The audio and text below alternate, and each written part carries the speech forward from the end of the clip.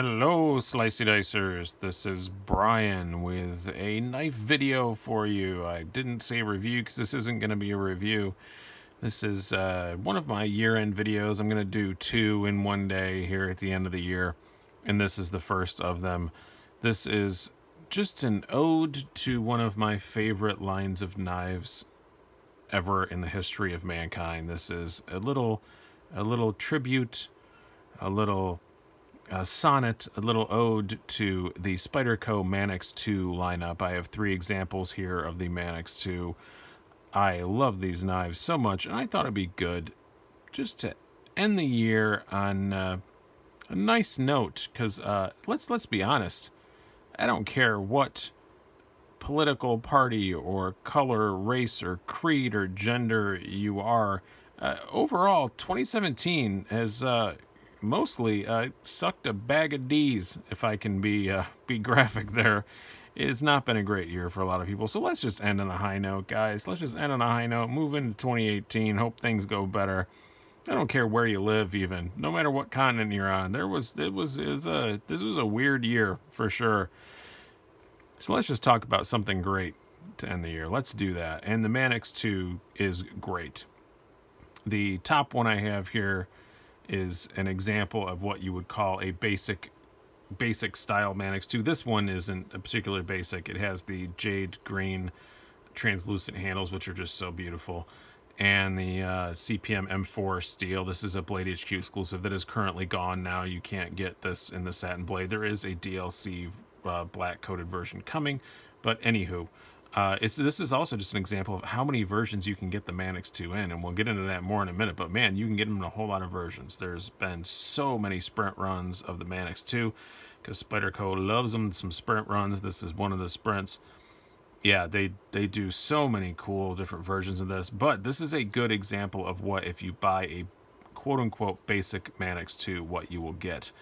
If you bought this as a base model Manix 2, it would be with black G10 handles and with a S30V blade, and it would be about $102. This one was more like $135, but again, it's gone now. You can't get it. So yeah, what characteristics that make this similar to the basic Manix 2? It still has the same ball bearing lock, which a lot of people call it similar to the Benchmade Axis lock. I'm sorry, my camera tripod in the way again. I'm about to open it, but I don't really get that. It's I don't think it's that similar to an Axis lock at all. I mean, I have a lot of Benchmades. It doesn't feel that similar to me. I kind of get that it is a pullbacky thing, but it's angled. There's a lot more spring tension on this one. I don't think I think it's the only thing I would say is I like the Axis lock better, but other than that, I love everything about the Manix 2. It has all the G10 handle versions have this cool lanyard tube, so it's pretty awesome, of the ball bearing lock versions anyway. They carry fairly deep.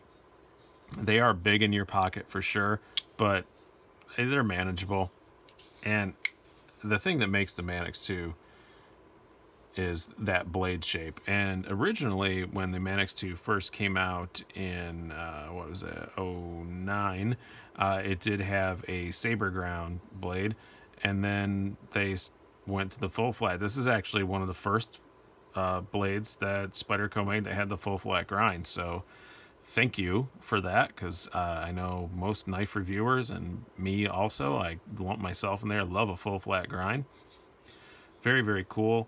The ergonomics on it are what are outstanding. I think that's the biggest feature of the Manix 2 that makes me love it so much. It just feels so good in your hand. I think I said in a review of one of these, it just feels like shaking your dad's hand. It's just super comfortable, whether you're holding it like, you know, your usual saber grind grip, or you're choking up, which I do a whole lot because I tend to do a lot of fine work with my knives, so I like choking up on it. It's not a ridiculously huge knife. Again, these are all 1-inch squares, so we're looking at, you know, touch under 8 inches in overall length, 3.5-inch blade, but the cutting edge is obviously less than that. The cutting edge is about 3-ish.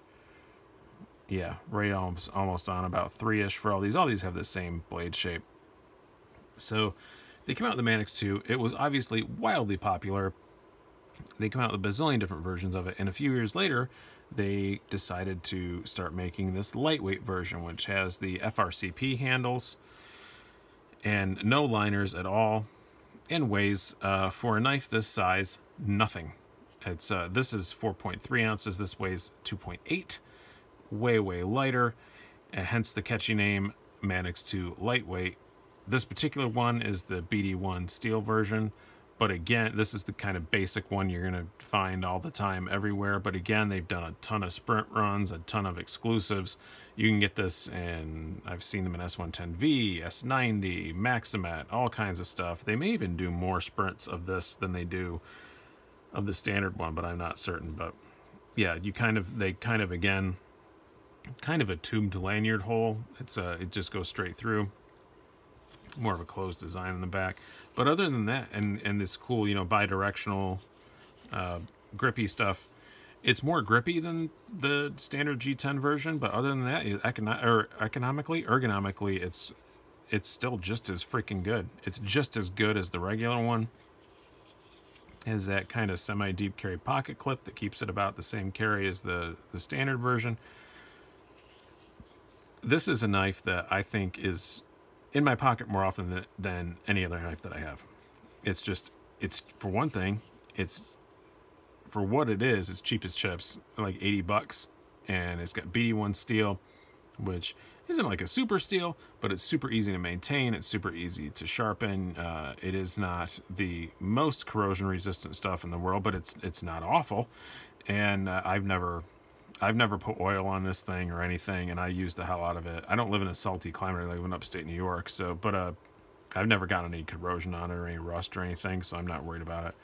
And just like all of the Manix 2s are made in Golden, Colorado, USA Earth. So if you're a patriot, I guess, and you want to only buy stuff made in the USA, then these are all made in the USA. So I think the lightweight is probably my favorite version of the Manix 2. I think if you're gonna have only one Manix 2, you should probably get the lightweight, because you get the experience of the ball bearing lock. It's the same as the bigger one, but it's lighter weight and less expensive. Now, with the newer line of Manix 2s, I'm sure we're going to see more versions of this.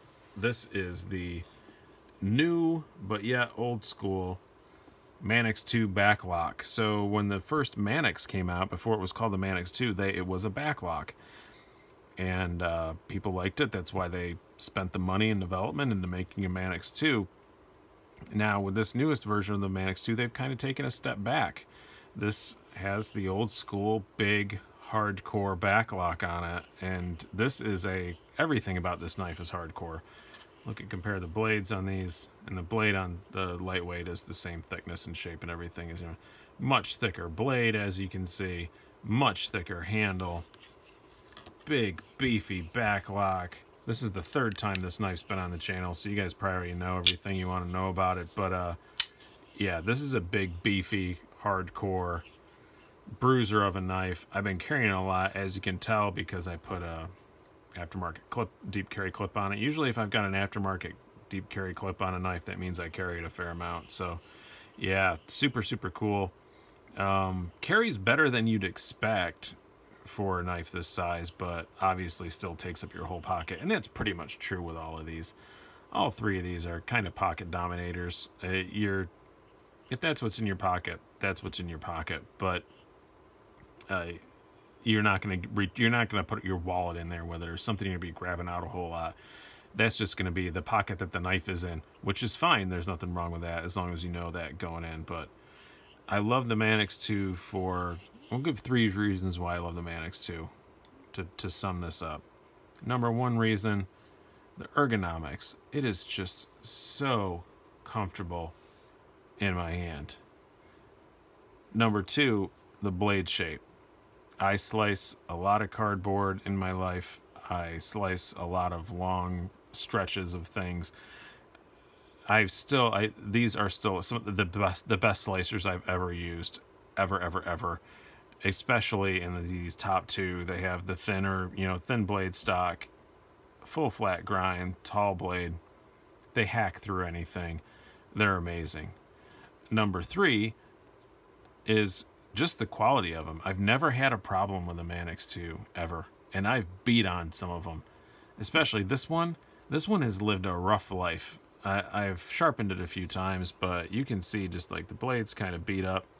This thing has not had the nicest life in the world, and it's been great. It's been fine. I probably need to sharpen it again, actually. I think it is getting a little bit dull, but I've beat the hell out of at least 2 out of 3 of these. I haven't beat on this one very much because it's an exclusive, but I've beat on a lot of Manix 2s, and they've never given me a problem. I've never had an issue.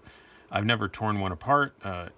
Because I'm afraid to, because I've seen videos about they're pretty difficult to take apart. That is a downside to the Manix 2. They are difficult to take apart. Actually, I'm sorry, I did take this one apart. I did take this one apart once, and that one was pretty easy.